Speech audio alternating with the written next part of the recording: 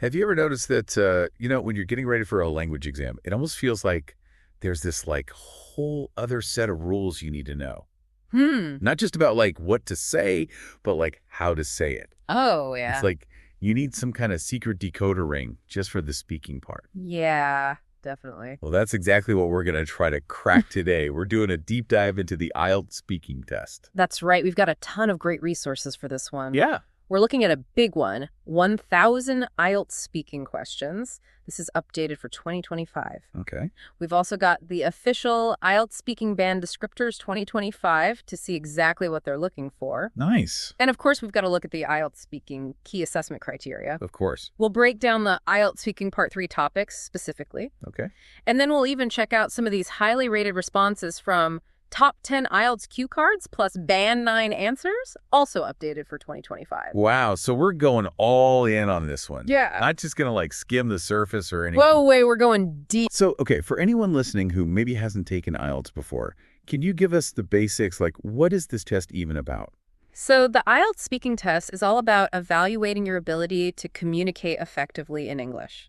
Okay, so it's more than just knowing a bunch of vocab words. Right. It's about how you can actually use the language in a real conversation. Gotcha. So how is the test actually structured? So the speaking test is divided into 3 parts, Okay. and each part is designed to assess different aspects of your speaking skills. Okay, so different ways of using English, I guess. So exactly. So let's take these one at a time. What's part 1 all about? Part 1 is called the introduction and interview. Okay. And it's the first part of the test where you'll have a conversation with the examiner. So just getting to know you kind of thing. Right. It's designed to ease you into the test and get you talking about familiar topics. Okay, so what kind of questions? You'll likely get questions about yourself, like, can you tell me where you live? Or what do you do in your free time? So pretty basic stuff just to get you comfortable speaking. Exactly. They want to see how you handle everyday conversational English. Right, so it's not about being super formal or anything like that. No, this is about showing you can communicate naturally. Okay, cool. Then what about part 2? What happens there? So part 2 is called the long turn. The long term. Yeah, it sounds a bit intimidating, but it's not too bad. Okay. Basically, you'll get a topic card with some bullet points on it. Okay. And you'll have 1 minute to prepare a short talk on that topic. Oh, so you get a little time to think about it first. Exactly. You can jot down some notes if you want to. Then you'll speak for 1 to 2 minutes on the topic. Okay, so what kind of topics could they give you? It can be a really wide range of things, but they're all pretty everyday topics. Yeah. You might get something like, describe a time when you were really proud of yourself, or maybe talk about a hobby that you enjoy, Okay. or even something like, describe a present or gift someone gave you that you really liked. So things you probably already have some thoughts about. Exactly. They want to see how well you can organize your ideas and speak coherently for an extended period of time. So it's testing your fluency and stuff. Exactly. And your ability to stay on topic and develop your ideas. Got it. Okay, so you survived the long term. What's next? Then we move on to part 3, which is the discussion. Okay. So in this part, the examiner will ask you broader questions related to the topic you talked about in part 2. Okay, so it's still connected to the same theme. Exactly. But now they're going to push you a little bit further to think more abstractly. Interesting. So what kind of questions?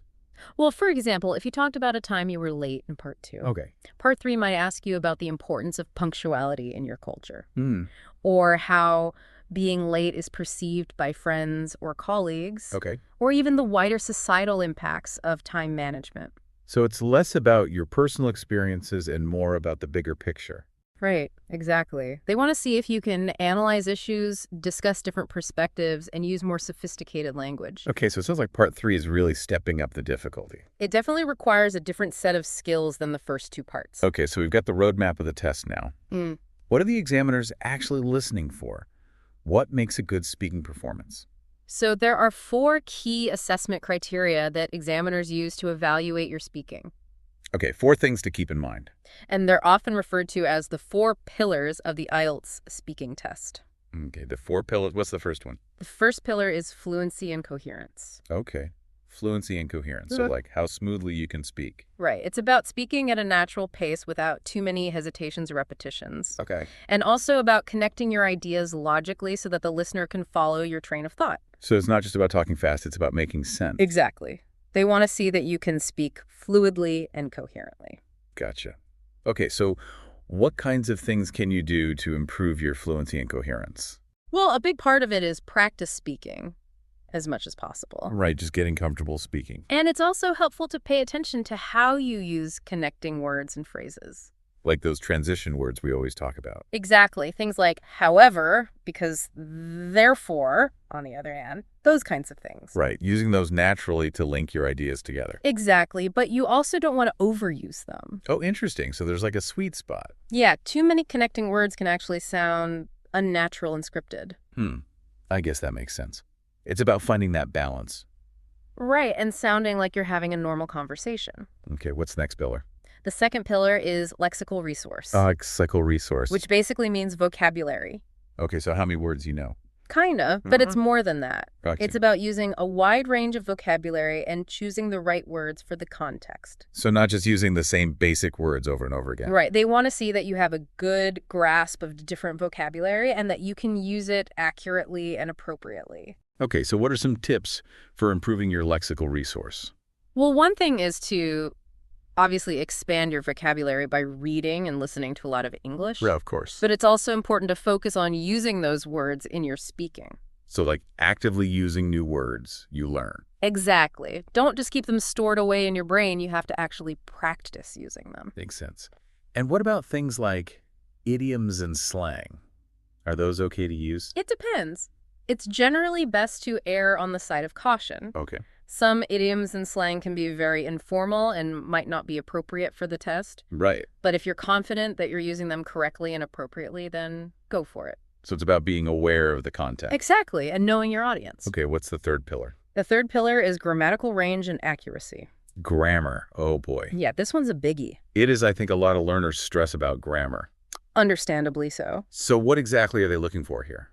They want to see that you can use a variety of grammatical structures accurately and effectively. So like different types of sentences and tenses and stuff? Exactly. They want to see that you're not just using simple sentences all the time, Okay. but they also want to see that you can use those complex structures correctly. Right. So it's a balance between being ambitious with your grammar, but also being accurate. Exactly. Making sure that your grammar doesn't get in the way of your message. Gotcha. Yeah. Okay, so how can you improve your grammatical range and accuracy? Again, practice is key.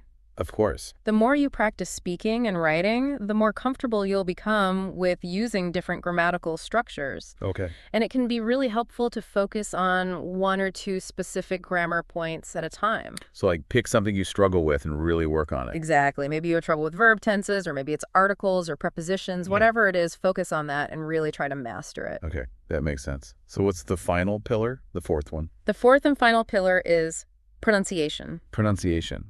Now, this doesn't mean you need to have a perfect British or American accent. Oh, good, because I definitely don't. It's about being clear and easy to understand. Okay, so your accent isn't really that important. Not as long as it doesn't hinder your intelligibility. Right. So things like intonation, stress, and rhythm are really important. So like the music of your speech. Exactly how you emphasize certain words and phrases can make a big difference in how well you're understood. Okay, so how can you work on your pronunciation? Well, listening to native speakers is a great way to improve your ear for pronunciation. Right. You can also try shadowing, which is basically repeating what you hear. And there are lots of online resources that can help you with specific sounds and pronunciation patterns. Okay, so lots of ways to work on it. Awesome. Okay, so now we have the 4 pillars of IELTS speaking. Yes, fluency and coherence, lexical resource, grammatical range, and accuracy in pronunciation. Those are the big 4. All right, so we talked about band scores before, like a band 6 or a band 7. Right. What are some key differences between those scores? Like, how do you know if you're a band 6 or a band 7 speaker? Well, the band descriptors give us a lot of detail about what's expected at each level. Okay, so they actually describe what each band sounds like. Exactly. Okay, so let's look at fluency and coherence first. What would a band 7 speaker sound like compared to a band 6 speaker? So a band 7 speaker can typically speak at length without any noticeable loss of fluency or coherence. Okay. They can connect their ideas smoothly and logically, and they use a good range of cohesive devices. Okay. A band 6 speaker, on the other hand, might have more hesitations, repetitions, or self-corrections. Okay. They might also have more trouble developing their ideas fully or staying on topic. So, like, they can keep talking, but it might not be as smooth or well organized. Right, exactly. Okay, and what about moving up to a band 8 or even a band 9? What does that sound like? So a Band 8 speaker is very fluent and coherent with only occasional hesitations. Okay. They use a wide range of vocabulary and grammar, and they're able to discuss complex topics effectively. Wow, so they're really good. They are. Hmm. And then a Band 9 speaker, well, that's like near native level fluency. They can speak effortlessly on any topic, and they sound completely natural and confident. So like basically indistinguishable from a native speaker. Pretty much, yeah.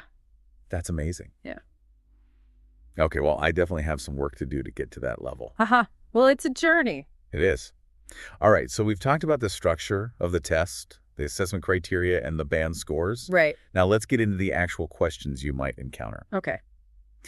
Looking at this 1,000 IELTS speaking questions document is a bit overwhelming. It's a lot, yeah. But it gives you a really good sense of the range of topics they could ask about. Yeah, that's true. So let's break it down a bit. Okay. What are some of the common themes we see in part 1? So in part 1, remember this is the personal introduction part. Right. You'll likely get questions about things like your hometown, your work, or studies, your hobbies, your daily routine. Okay, so pretty basic stuff about your life. Exactly. They want to get to know you a little bit and see how you communicate about everyday topics. Okay, and I see here there are also questions about things like music, movies, travel, the internet. Yes, those are all fair game too. Wow, so it's really a mixed bag. It is. They want to see that you can handle a variety of topics. Right. And what about part 2, the long term? What are some of the prompts we see there? So in part 2, the prompts tend to be a bit more specific. Okay. You might be asked to describe a person you admire, Okay. or a place you'd like to visit, Okay. or a time you faced a challenge, or maybe an important decision you had to make. So they're asking you to tell a story or give a detailed description of something? Exactly. And I see here there are also prompts about things like books, movies, hobbies, gifts. Yes, all kinds of things that people typically have some experience with. Right. So it's about drawing on your own life and experiences to answer these questions. Exactly. Okay. And then part 3 takes those part 2 topics and goes even deeper. Right, they'll ask you to discuss broader issues related to the part 2 topic. So like more abstract and analytical questions? Yeah. Exactly. For example, if you talked about a hobby you enjoy in part 2, Okay. they might ask you about the importance of hobbies in general, Okay. or how hobbies can benefit people's mental and physical health, Mm. or maybe the role of hobbies in society. So it's about taking those personal experiences and connecting them to bigger ideas. Exactly. Wow. It's pretty impressive how they've structured this whole test. It is. It's very well thought out. Okay, so we've talked about a lot of different aspects of the IELTS speaking test. We have. Is there anything else that's really important for learners to know? Well, one thing we haven't talked about much yet is the importance of natural spoken English. Oh, yeah, that's huge. It is. A lot of candidates make the mistake of trying to sound too formal in the speaking test. Oh, really? So like using really big words and complex grammar. Exactly, but that can actually backfire. Oh, how so? Well, it can sound unnatural and rehearsed. Like Uh, you're reading from a script instead of having a real conversation. Right? And remember, the IELTS speaking test is supposed to simulate a real conversation. Yeah. So it's important to use language that feels natural and spontaneous. So how can you make sure you're using natural spoken English? Well, one tip is to listen to a lot of native speakers. Oh, okay. Pay attention to how they speak the words, they use the rhythm and intonation of their speech. So like absorb it by osmosis. Haha. Kind of, yeah. Okay. What else? Another tip is to practice speaking with other English speakers as much as possible. Right. Getting as much speaking practice as you can. Exactly. The more you practice, the more natural your English will sound. Okay, so it's all about practice. Practice, practice. Pretty much, yeah. All right, so we've covered a lot of ground today, We have. but I think we've given listeners a really good overview of the IELTS speaking test. I hope so. So just to recap really quickly, what are the key takeaways for learners? Okay, so first, remember that the speaking test has 3 parts, Okay, 3 parts. each designed to assess different aspects of your speaking ability. Right. Second, keep in mind the 4 key assessment criteria. Fluency and coherence, lexical resource, grammatical range, and accuracy in pronunciation. That's right. Okay. Third, be prepared to talk about a wide range of topics. Okay. You never know what they're going to ask you. Right.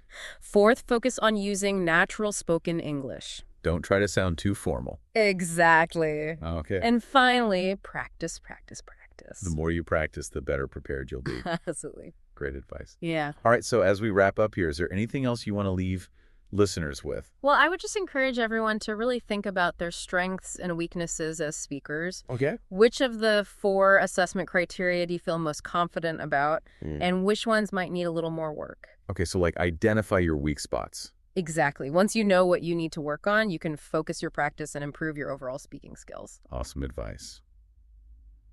All right, well, this has been a fantastic deep dive into the IELTS speaking test. It has been fun. Thanks for sharing all your insights. My pleasure. And thanks to everyone for listening. We'll see you next time on The Deep Dive.